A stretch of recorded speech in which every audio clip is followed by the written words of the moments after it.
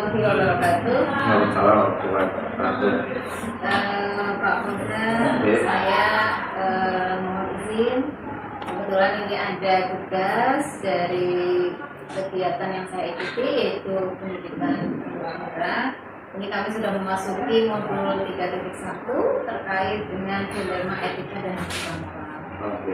Salah satu tugasnya adalah saya diminta untuk mewawancarai 2-3 kepala sekolah terkait dilema etika dan hukum moral. Dan ini saya mohon izin mewawancarai Bapak terkait dilema etika dan hukum moral yang terjadi di SMK Ma'arif Satuan Syarif. Bapak mohon izinnya. Nanti ada beberapa pertanyaan yang akan saya sampaikan. Ini yang pertama, selama ini bagaimana Bapak dalam mengidentifikasi kasus-kasus yang merupakan dilema etika atau hukum moral? Nanti untuk identifikasi kasus-kasus ini biasanya kami bersama dengan guru BK, lalu bersama dengan pihak lingkungan sekolah, masyarakat sekolah, kemudian ada perkembangan persoalan etika yang dilakukan guru atau siswa, baik itu dilakukan di dalam lingkungan sekolah maupun di luar lingkungan sekolah. Yang kemudian akan kami lanjuti dari persoalan tersebut. Apalagi ini sudah ranah media sosial itu kan sangat luar biasa ya. Kadang kita sebagai pendidik, sebagai guru, kadang kita tidak bisa mengontrol murid 100% selama 24 jam di media sosial, karena di sekolah bagus, tapi kemudian mereka bikin status atau apapun di media sosial yang kemudian di luar ranah pendidikan. Itu juga bagian daripada kita mengidentifikasi persoalan-persoalan tersebut. Manakala kemudian ada siswa yang bikin status di media sosial atau kemudian bikin sesuatu di media sosial yang mana itu berdampak pada disipliner, maka kemudian akan kami tindak lanjuti dari siswa maupun guru. Berarti tidak hanya mengandalkan pada personal gitu Bapak, ternyata Bapak sudah memanfaatkan media sosial yang ada sehingga lebih up-to-date gitu ya Pak. Iya, kebetulan kami juga punya ada tim tersendiri untuk memantau kaitannya tentang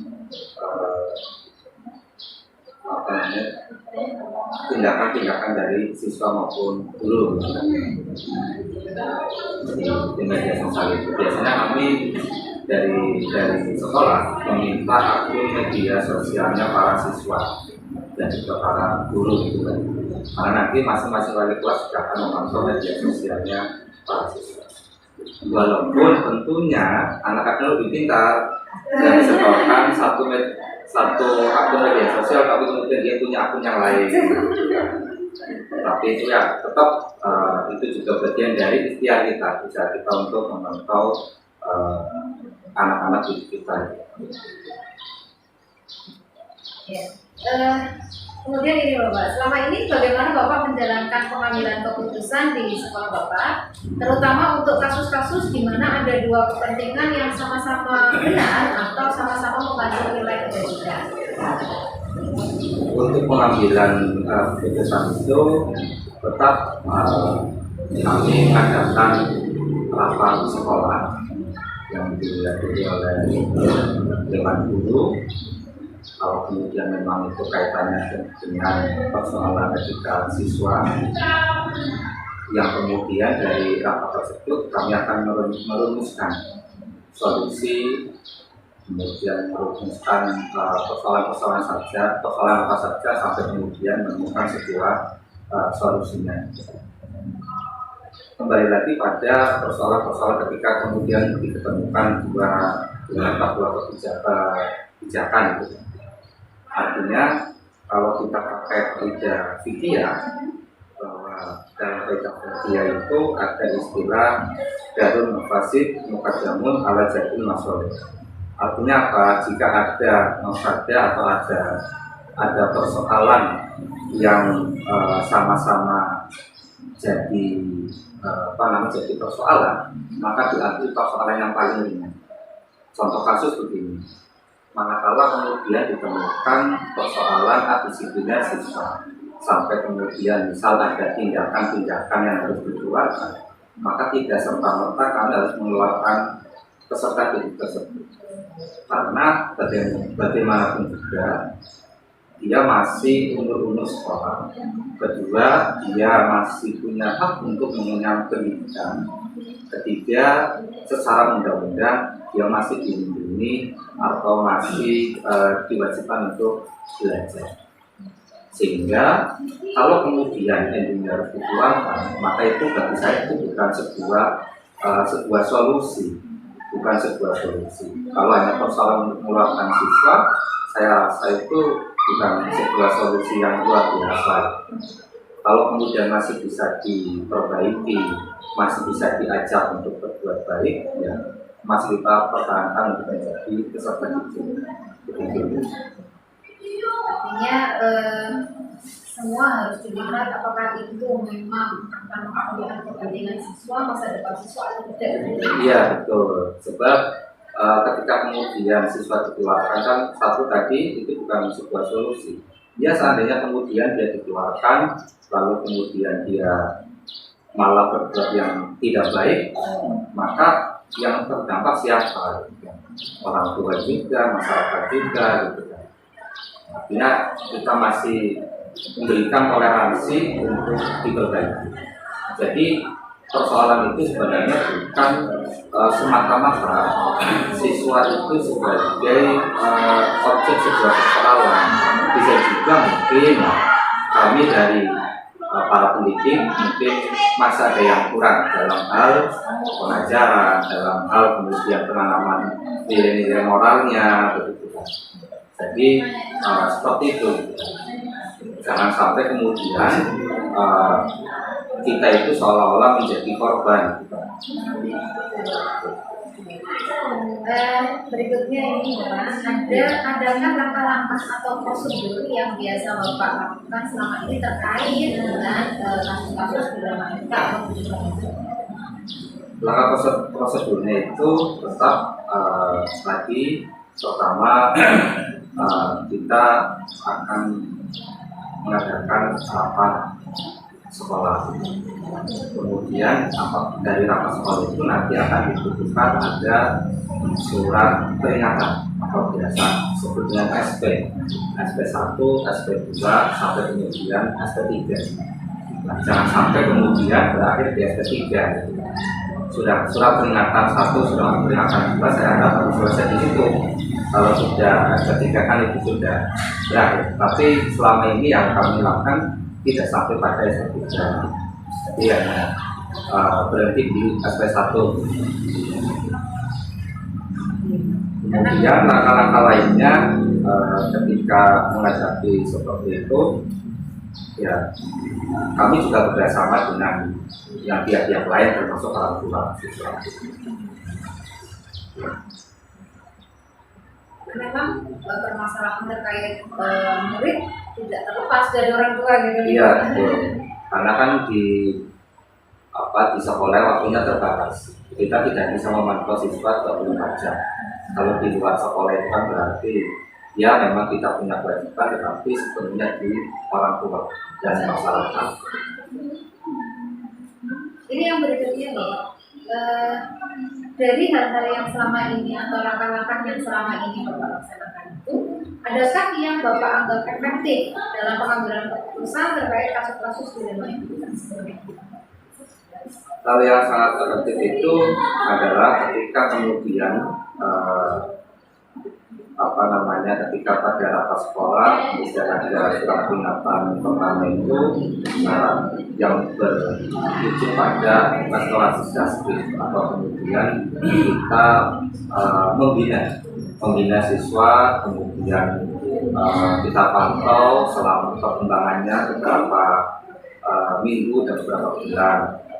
Dan yang selama ini saya lakukan itu saya bersama dengan pihak masyarakat dan juga penegak hukum dalam hal ini adalah pihak polsek dan koramil, dan ternyata itu juga efektif ketika kemudian untuk memantau siswa di luar.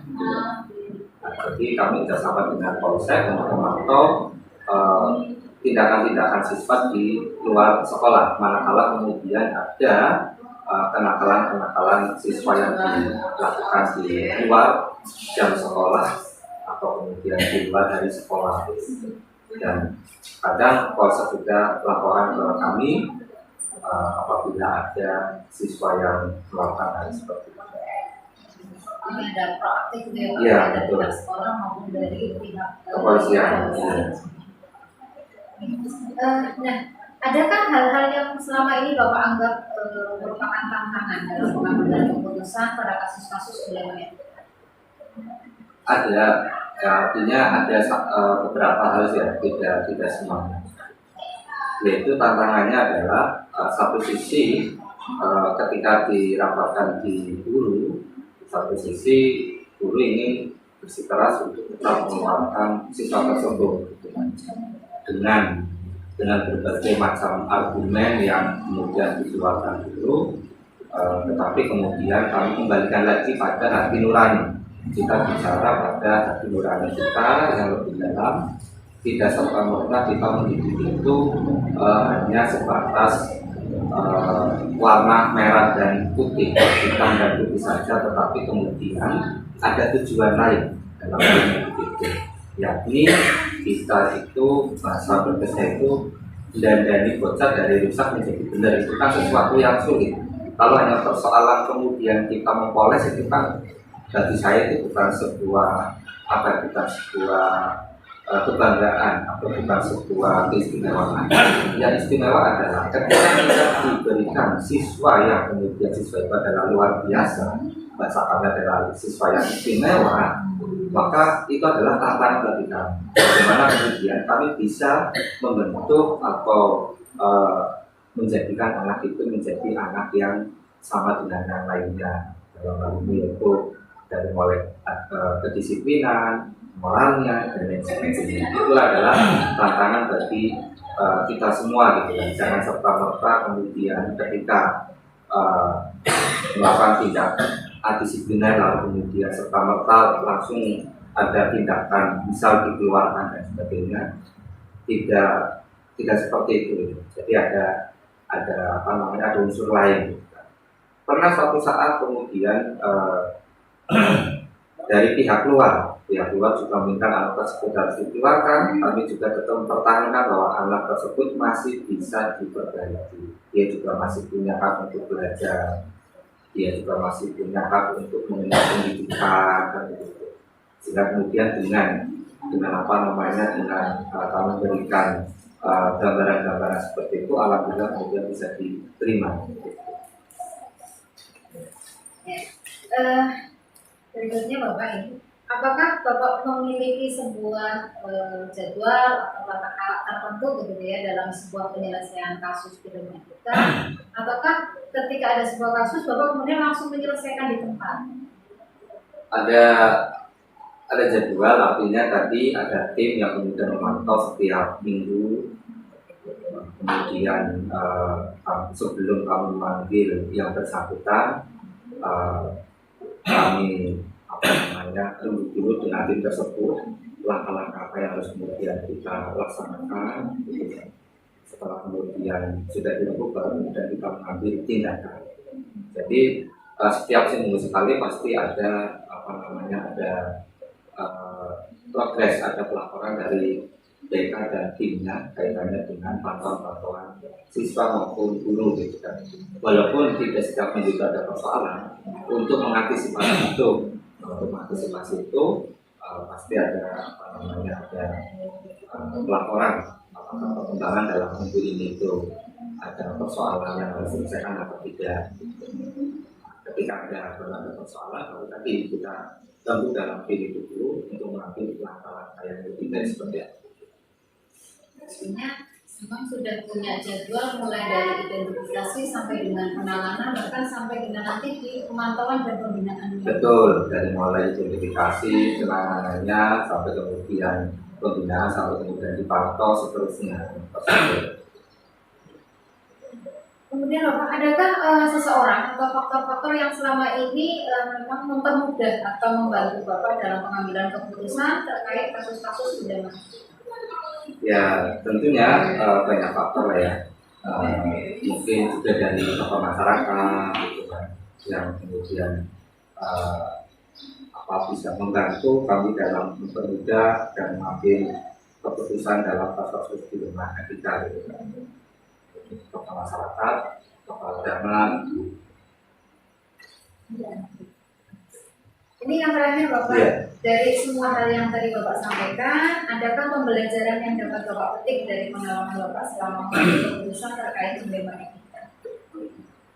Dari persoalan tersebut, satu hal yang saya pelajari adalah bahwa kita selaku orang tua ketika mengambil keputusan itu jangan gegabah gitu.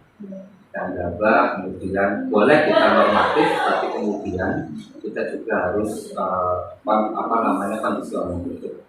Artinya kalau memang itu masih bisa diperbaiki ya diperbaiki. Kalau kemudian memang belum bisa, maka tetap masih kita usahakan harus bisa. Gitu. Intinya itu.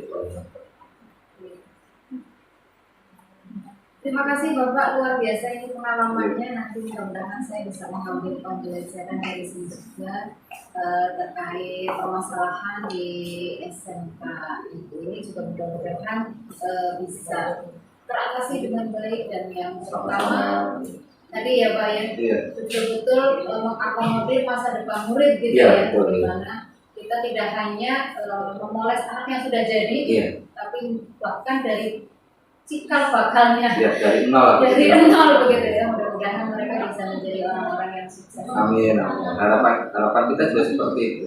Artinya ini akhirnya jadi obrolan pembinaan kami terhadap dunia. Seandainya anak tersebut itu hanya gara-gara persoalan disipliner atau persoalan etika lalu dikeluarkan. Dia kalau dikeluarkan menjadi baik, kalau kemudian menjadi jahat, lalu kemudian dia berbuat jahat. Ini jangan saya, kemudian dia meninggal, ditanya malaikat, lalu malaikat anak tersebut akan jawab, saya buat seperti ini ya karena saya tidak sekolah. Kenapa tidak sekolah? Karena dikeluarkan oleh sekolah. Yang mengeluarkan siapa gurunya? Gurunya siapa? Kepala sekolahnya siapa? Nanti kita yang kena malaikat kan begitu. Jadinya seperti itu. Sehingga kemudian kasih binaan seperti itu jangan sampai kemudian hanya persoalan tersebut dikeluarkan. Semua bisa dibenahi, nggak ada yang sulit itu. Iya betul, kalau yang sulit bisa dipermudah, kenapa yang mudah jadi bisa sulit kan begitu. Ini dunia akhirat ya Pak. Tanggung jawab kita dunia akhirat, tidak sekedar di dunia saja gitu. Oke, terima kasih Bapak. Sama-sama. Kita sudah selesai di akhir acara. Mudah-mudahan kita bisa menimba ilmu lagi di lain kesempatan. Terima kasih atas usianya, terima kasih atas berbagi pengalaman. Saya tutup dulu Bapak. Assalamualaikum warahmatullahi wabarakatuh. Waalaikumsalam warahmatullahi wabarakatuh.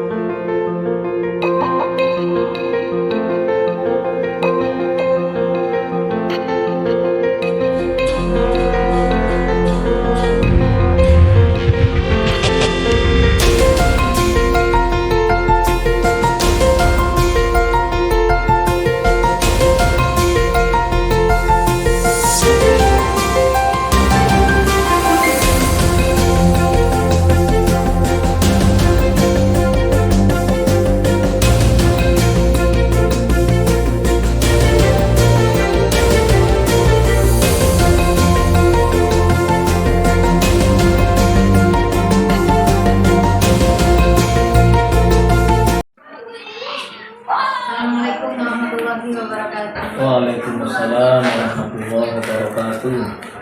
Assalamualaikum Punten. Ini kebetulan saya ada tugas untuk memenuhi modul 3.1 yaitu tentang budaya etika dan kebinekaan. Ini saya menghubungi untuk mengetahui terkait dengan dilema etika dan kebinekaan moral yang ada di SD Negeri Kalimantan juga sampai Monggo. tapi sebelumnya pasti saya mulai Alhamdulillah sehat. ini ada beberapa pertanyaan nanti yang akan saya sampaikan.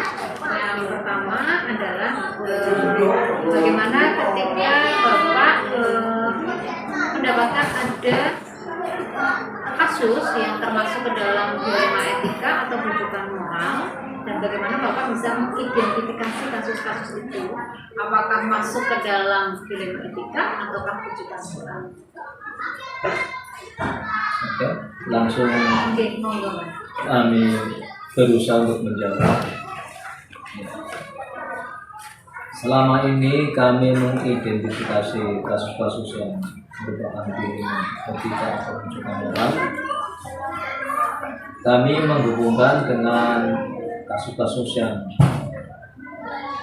bersifat skala kecil, sedang, besar, kemudian yang banyak motornya.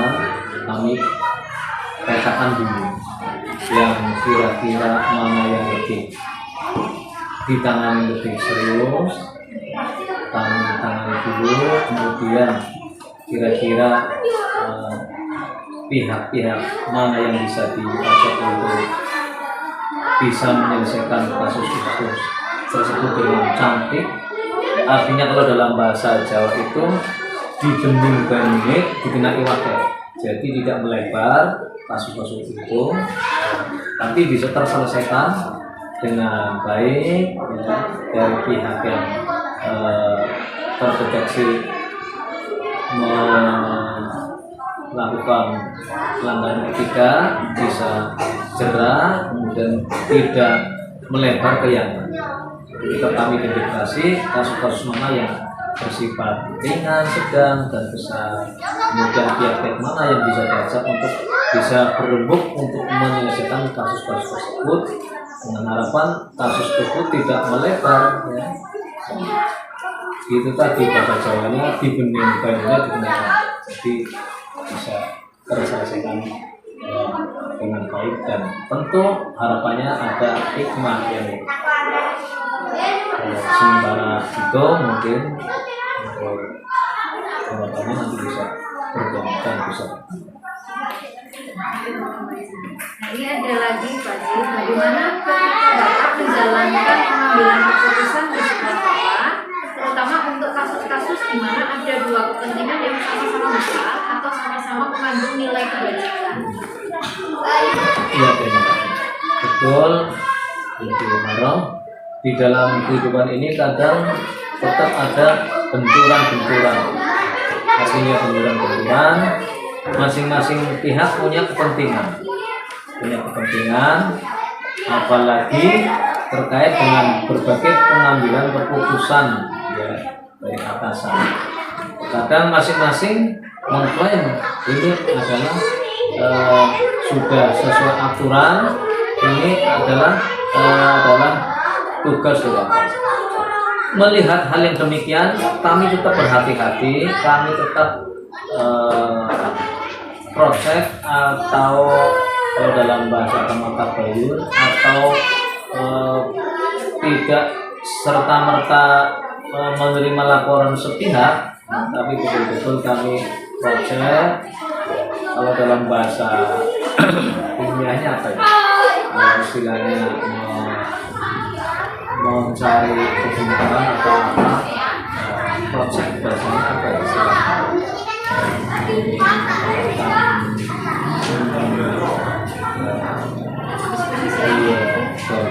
Istilahnya mencari kebenaran yang sebenarnya terjadi, sehingga kalau masing-masing ada dua kepentingan yang sama-sama dianggap benar, tetap kami akan membuat skala prioritas. Bila skala prioritas mana yang lebih banyak manfaatnya untuk dunia pendidikan, ya, mana yang lebih bernilai positif, mana yang lebih bersifat untuk kepentingan bersama atau kepentingan umum, itulah yang kami utamakan. Karena jelas kadang-kadang tentang ini sifatnya masih subjektif. Jadi kami berupaya agar gimana nih yang objektif, yang seperti apa, biar tetap sportif. Artinya kita tetap menjaga nilai-nilai yang lebih bermanfaat, terutama untuk dunia pendidikan dan terkhusus lagi di lembaga satuan pendidikan yang kami pimpin ini. Agar tidak ada yang dirugikan dan tidak ada merasa yang tersakiti karena mungkin belum sesuai harapan yang diinginkan. Saja kadang ada terjadi perbedaan pendapat, perbedaan visi pandangan. Walaupun sebenarnya perbedaan pendapat adalah wajar.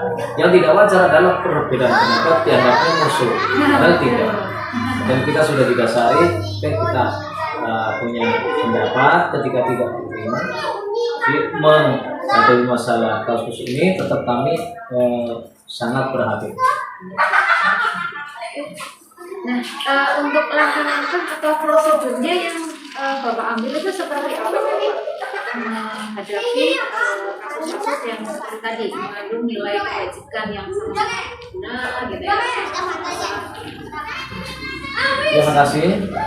Kami tetap buat langkah-langkah, artinya kami tetap mencari tahu kepada yang terdekat. Dalam hal yang terdekat, kami punya staf, ya. Kami mengadakan rapat terbatas dengan staf, dengan guru yang dianggap lebih tahu untuk permasalahan. Kemudian yang kedua juga kami punya atasan, dalam hal ini adalah pengawas. Ketika ada kegiatan K3S, kelompok kerja kepala sekolah, ya, kami sampaikan ada kasus seperti ini. Kami sudah berusaha untuk menyelesaikan di tingkat sekolah, namun mungkin untuk perbandingan bagaimana pendapat teman-teman kepala sekolah untuk menghadapi seperti itu. Ketika K3S mungkin belum menemukan titik jawaban, kami ajukan ke yang lebih tinggi, yaitu tingkat Perwilcam, koordinator wilayah kecamatan, yang biasanya diadakan 1 bulan sekali. Jadi kami tetap buat langkah-langkah di tingkat sekolah, tingkat pengawas, yaitu antar Sekbin itu sekolah binaan, yang kebetulan kami adalah Sekbin 7, anggotanya ada 11 sekolah. Nah, orang banyak biasanya kan lebih bermanfaat, akan lebih baik. Langkah-langkahnya kami ambil seperti itu dari tingkat pendidikan, tingkat Sekbin, dan tingkat Perwilcam.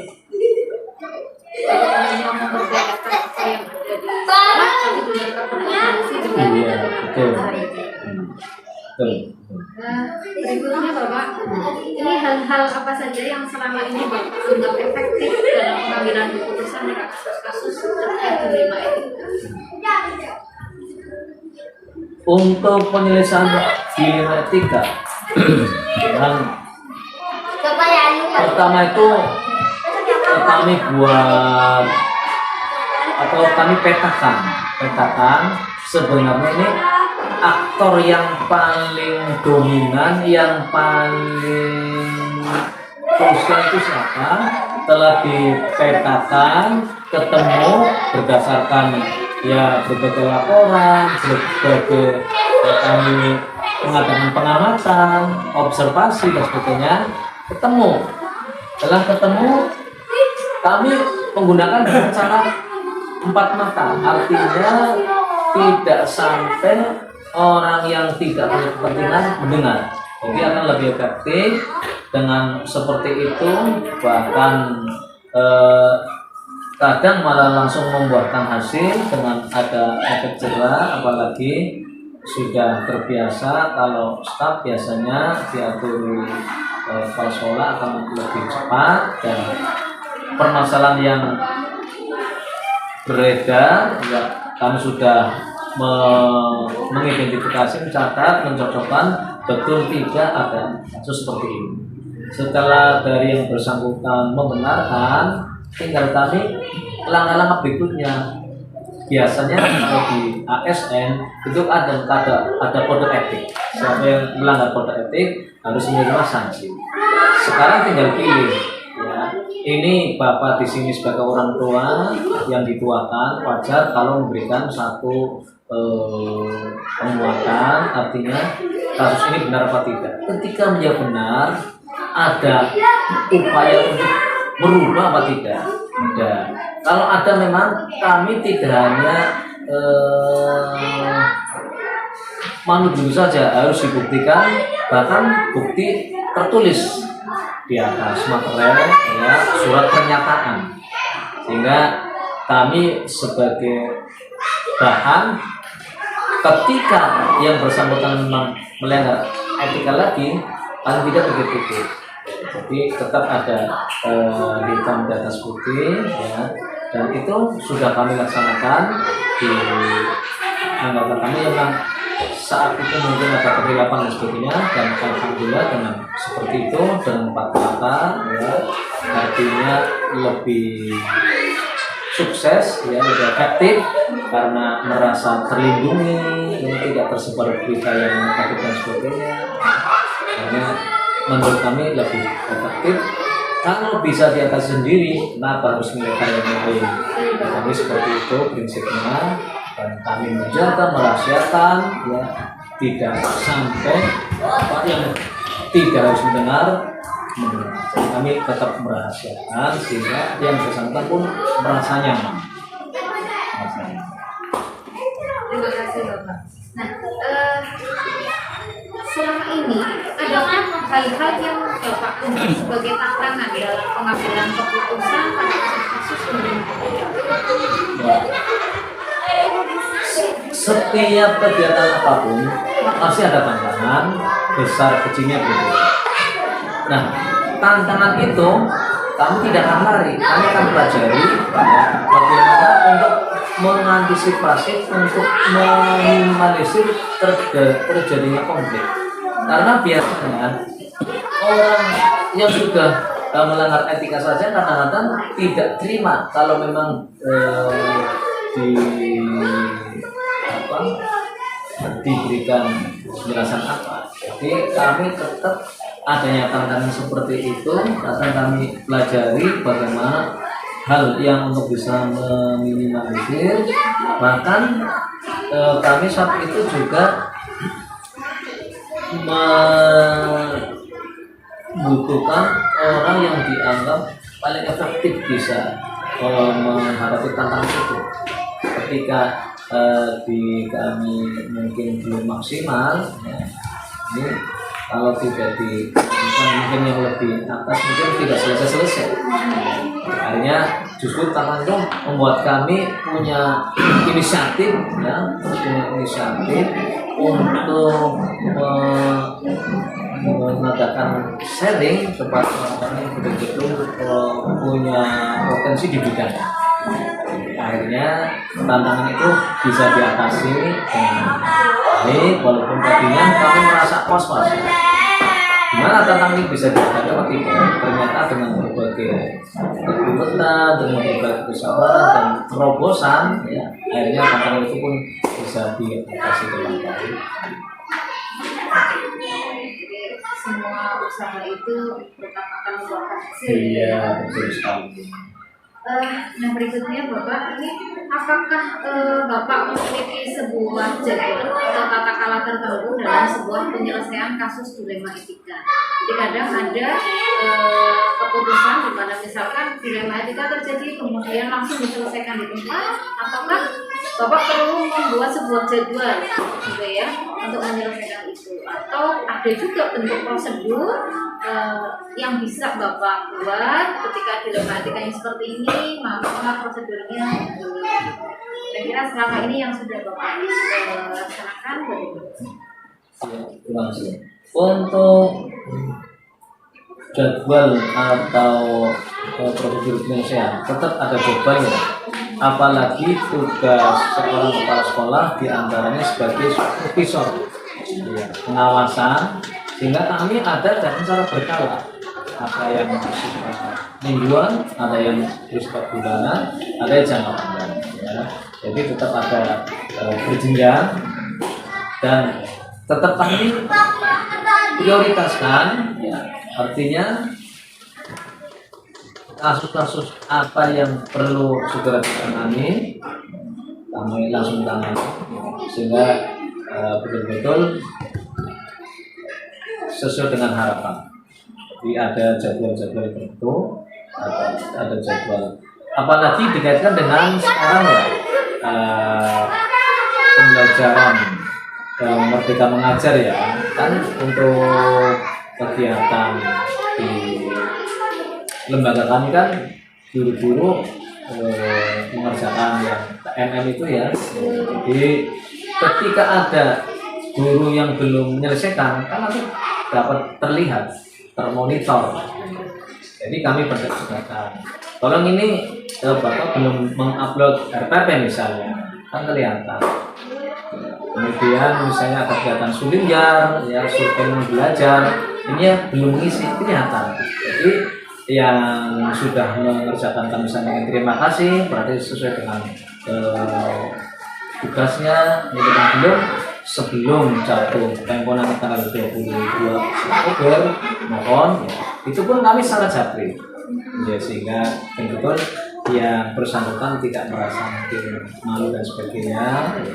Tetap kami melihat di monitor kami, artinya siapa-siapa yang bertugas sebelumnya itu sebagai bentuk pembinaan, jadi terjadwal. Jadi intinya kita harus melihat kasusnya dulu gitu ya Pak. Betul. Untuk penanganan saat itu.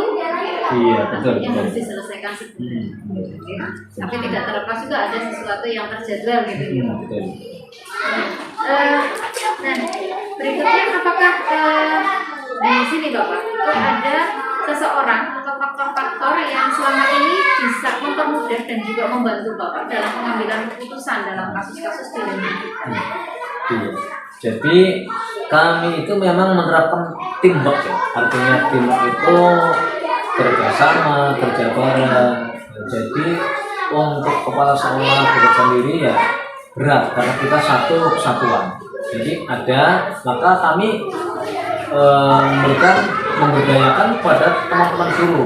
Ada yang bertugas di bidang kesiswaan, akademik, ya, kemudian di pembiasaan, di ekstra dan sebagainya. Ketika ada hal-hal yang mengurus masalah dilema, tetap kami mengedepankan yang di bidangnya. Misalnya guru yang latar belakang beragama dan sebagainya, kan biasanya untuk etika, moral, biasanya lebih kami tetap libatkan. Jadi kami sedang masalah apapun tetap kami mengajak saling untuk memberikan perbandingan. Walaupun nanti tetap keputusan pada kami, tapi tetap ada masukan dari yang lain. Kami memberdayakan dan kami berpikir ya, kita adalah kerjasama, sehingga apapun yang dirasakan berat, kalau kerjasama akan terasa ringan. Betul. Oke, ini yang terakhir Bapak. Oke. Dari semua hal yang tadi telah Bapak sampaikan, pembelajaran apa yang dapat Bapak petik dari pengalaman Bapak selama mengambil keputusan terkait kasus-kasus di lingkungan kita? Jadi banyak pengalaman ya, banyak trik. Iya.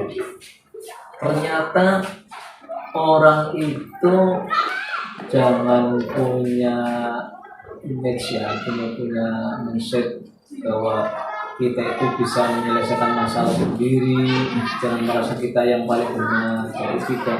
Ternyata ketika kami bermusyawarah, yang tadinya kami anggap ini pendapat yang benar, ternyata setelah diperbandingkan, oh iya ada kekurangan. Jadi kami mengedepankan memang musyawarah, melalui rapat secara berkala, berbagai keluhan, berbagai usulan masukan kami tampung, ya itu akan lebih menghasilkan sesuatu yang lebih bermanfaat lebih seperti itu. Pengalaman. Jadi jangan sampai sesuatu ditangani sendiri, kadang-kadang mentang-mentang dituakan, kadang-kadang kami tidak ingin seperti yang benar otoriter atau apa tidak. Jadi kami tetap memberdayakan itu. Terima kasih Bapak sudah selesai apa yang harus saya tanyakan. Mudah-mudahan saya juga banyak belajar dari Bapak.